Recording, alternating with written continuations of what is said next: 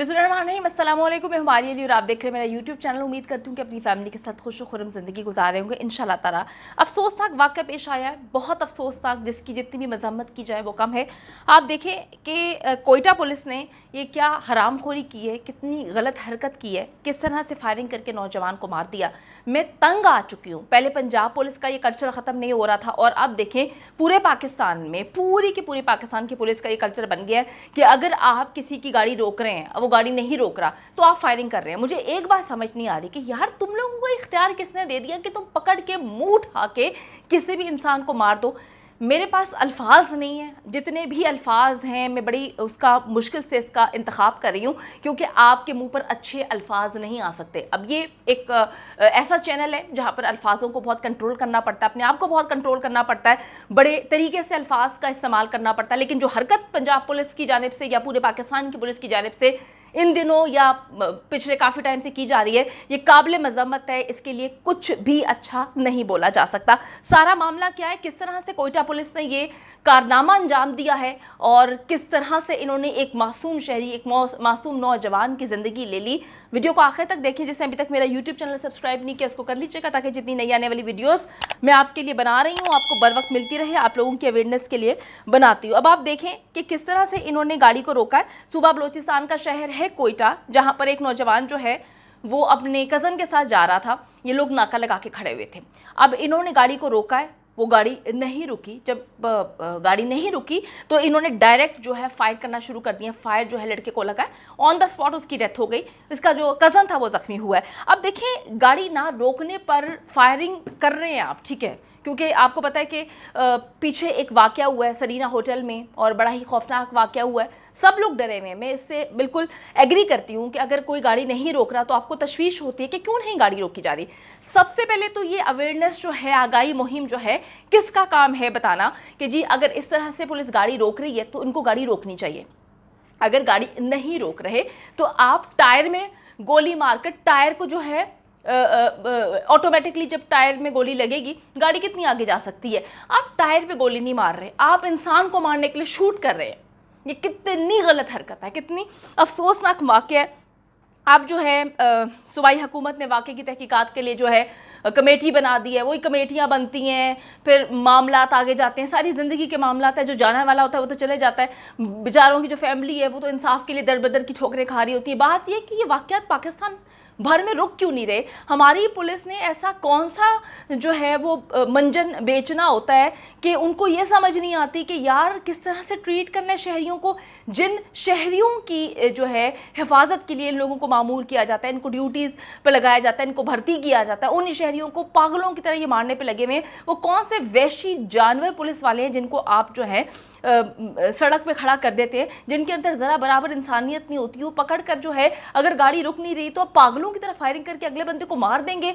आप ये भी जानने की कोशिश नहीं करेंगे कि अगले इंसान का क्या कसूर है, वजह जानने की कोशिश करें। गाड़ी अगर आपने रोकनी है, डिफरेंट तरीके होते हैं, अब उनका पीछा करें। अब टायर पे गाड़ी मारें, टायर पे गोली मारें, लेकिन आप लोग क्या कर रहे हैं, आप लोग पकड़ के बंदे ही मार देते हैं। आपको कोई टेंशन ही नहीं है कि बंदा मर गया, एक बंदा मर गया, उसको या तो जो है अगर उसके आगे पीछे कोई नहीं होता उसको दहशतगर्द बना देते हैं, या फिर झूठी कार्रवाइयाँ सारी ज़िंदगी के लिए जो है डाल दी जाती हैं।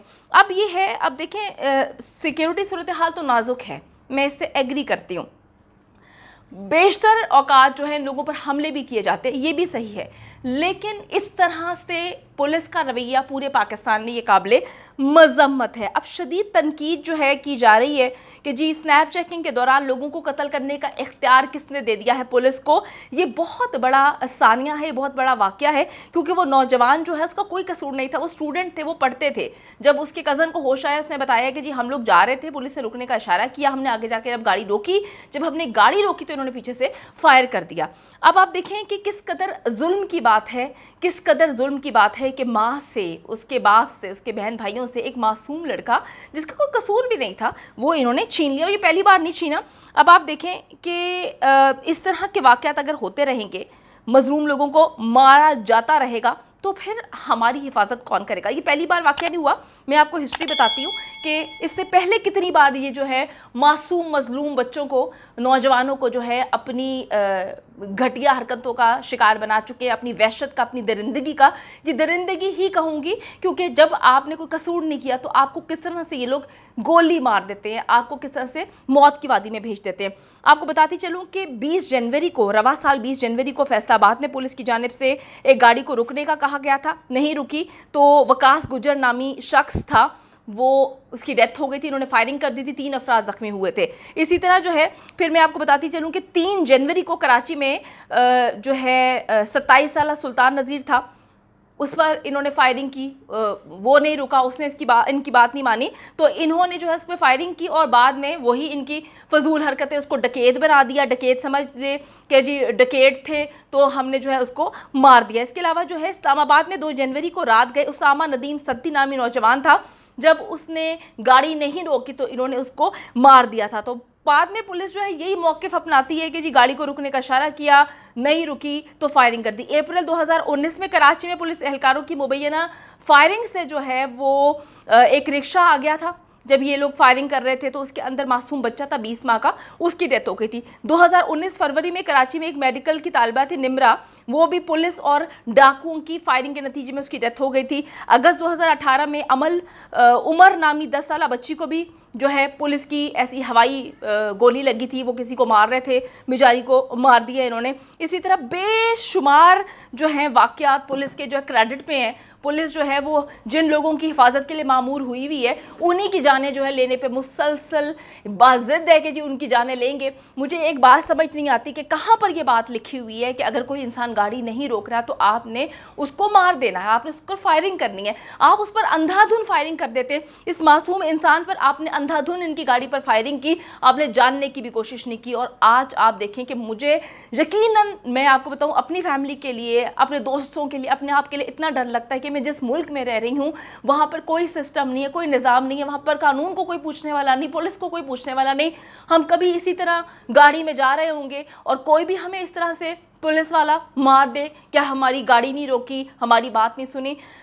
सिस्टम बहुत ही तबाहली का शिकार हो चुका है और पुलिस बहुत आपे से बाहर हो चुकी है, बहुत। मैं एक बार बार कहती हूँ कि जब से पीटीआई की गवर्नमेंट आई है, पुलिस पहले तो सिर्फ पंजाब की शहबाज शरीफ के दौर में जो है वो बेहतर हो गई थी। मैं सपोर्टर जो हूँ, मैंने वोट डाला है पाकिस्तान तहरीक इंसाफ को, लेकिन मैं ये बात बिल्कुल कहने से झिझक नहीं रही कि आप देख लें कि नून लीग में जब शहबाज शरीफ पंजाब में थे तो पुलिस बहुत कंट्रोल थी। जब पीटीआई की गवर्नमेंट आई, उस्मान बुज़दार साहब की गवर्नमेंट में, आप देखें कि पुलिस जो है वो सो रही है या जागकर लोगों को मार रही है। और अब पूरे पाकिस्तान का ये हाल हो चुका कि किस तरह से वैश्यों की तरह मुसलमानों को, गैर मुस्लिम को, कोई भी पाकिस्तान में है, कोई बाहर से आया हुआ है, कोई इनको लेना देना नहीं है, बस ये लोगों को मारने में लगे हुए हैं। अपने आप को, अपनी फैमिली को, अपने प्यारों को बचाएं और हम दुआ करते हैं कि अल्लाह ताला हमें इन दरिंदों से जो है इनके शर से बचाए, महफूज रखे। आमीन सुमा आमीन। दुआ में याद रखिएगा। अल्लाह ने के बाद।